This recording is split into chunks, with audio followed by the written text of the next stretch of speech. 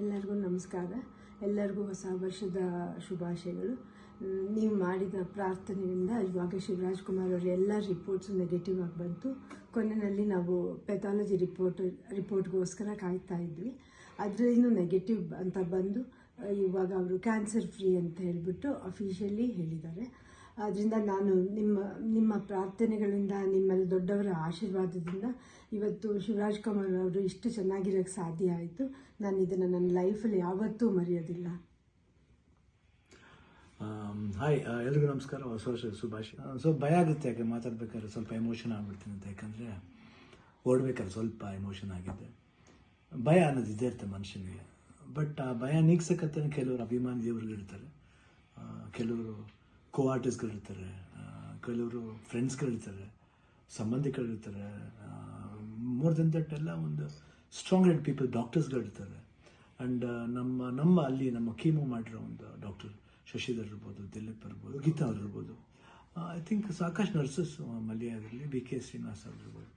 ಪ್ರತಿಯೊಬ್ಬರು ನಾನು ನೋಡ್ಕೊಂಡಿದ್ದ ರೀತಿ ಇರ್ಬೋದು, ಒಂದು ಧೈರ್ಯ. ಅವಾಗ ಸ್ವಲ್ಪ ಆರಾಮಾಗಿರ್ತಿದ್ದೆ. ಇದು ಶೂಟಿಂಗ್ ಮಾಡಿಬಿಡ್ತಿದ್ದೆ. ಅದು ಯಾವ ಜೋಶಲ್ಲಿ ಬಂತು ನನಗೂ ಗೊತ್ತಿಲ್ಲ. ನೋಡೋಕ್ಕೋದ್ರೆ 45 ಸಿನಿಮಾ, ಇಡೀ ಸಿನಿಮಾ ಕೀಮೋಲೆ ನಾನು ಕ್ಲೈಮ್ಯಾಕ್ಸ್ ಫೈಟ್ಲ ಮಾಡಿದ್ದು. ಅದು ಹೆಂಗೆ ಸ್ವಲ್ಪ ಎಮೋಷನ್ ಆಗಿದೆ. ಭಯ ಅನ್ನೋದು ಇದ್ದೇ ಇರುತ್ತೆ ಮನುಷ್ಯನಿಗೆ.